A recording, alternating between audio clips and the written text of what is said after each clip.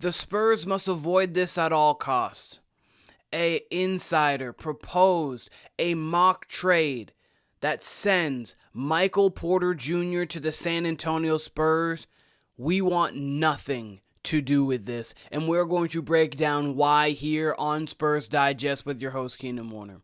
And if you guys haven't yet, make sure you guys take a spur of the moment to get every Spurs moment by hitting that subscribe button so you don't miss all the great content that me, Josh, and Brian have for you. But let's just get underway. 3-team mock trade sends Nugget star to the Spurs, Bulls $101 million duo to Denver.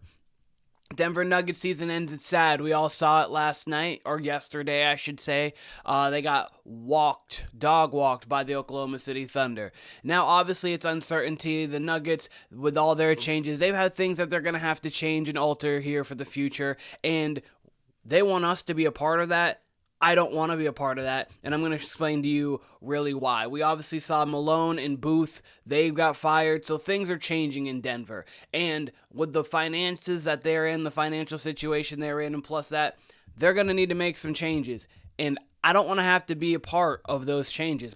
So then we get into this 3-team mock trade that was Brett Siegel, national NBA insider reporter for Clutch Sports. Interesting. He asked here, who says no? Let's just get into it. Denver, Kobe White, Kevin Huerter, Harrison Barnes. We get Michael Porter Jr. Chicago gives up Keldon Johnson, Russell Westbrook, Zeke, number 38 pick from the Spurs, Denver 2031, and then the second rounder from the Spurs. Hold on. So, this is the guy we're getting.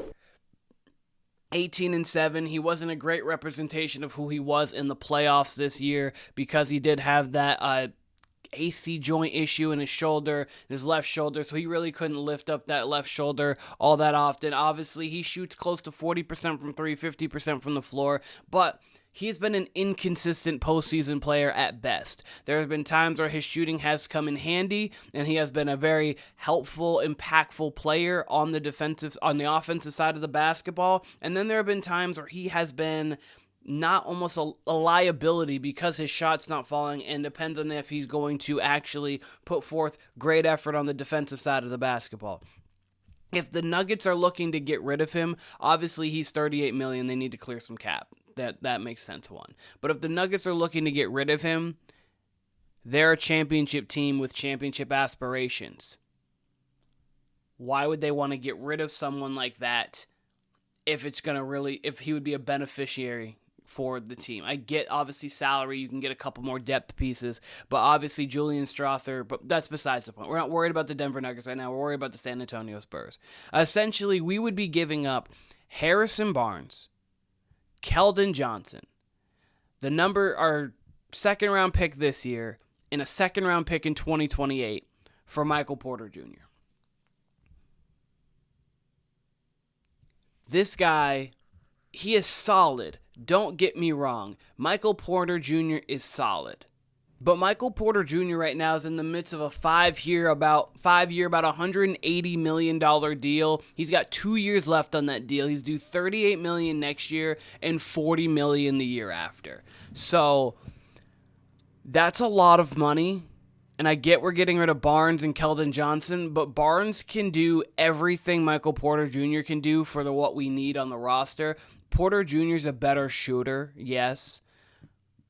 We need the shooting, but Barnes isn't the issue. And Keldon Johnson, if we're going to give up those pieces, let's go get more for it. And here's the reasoning behind that trade. This trade would give the Spurs a significant three-point shooting threat with Wemby and De'Aaron Fox as 2 top options, a lot of open looks.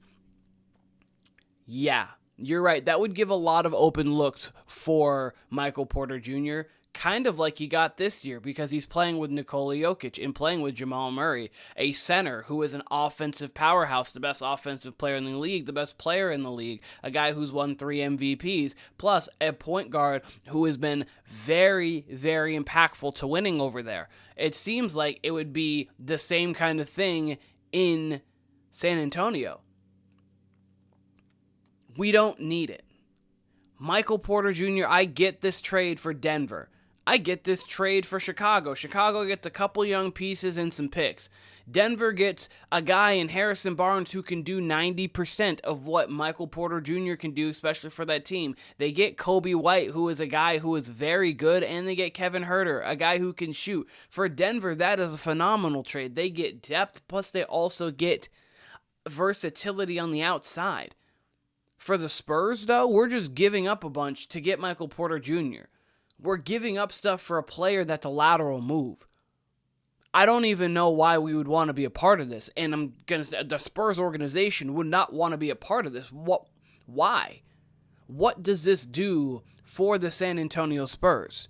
We don't get better as a roster. We don't get better as our championship, our window and aspirations don't go from, oh, we're a mid-level contender to, man, now we're a top-tier contender because of Michael Porter Jr.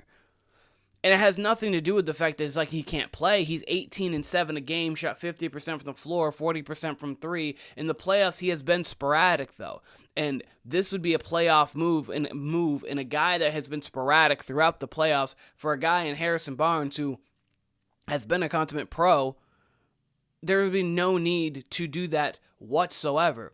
And now we're getting rid of Keldon Johnson. That's a trade asset if we wanted to move him off for something else. We're now giving Harrison Barnes, which is a trade asset because contractually he helps us out, one. And two, Harrison Barnes is still a quality player in the league. And then we're giving up 2 picks. Though they might be second-round picks, that's still the 38th pick in this draft. This draft's pretty deep. You can find talent in the second round. We know that as well as anybody. We've found second-round talent year in and year out if we need to.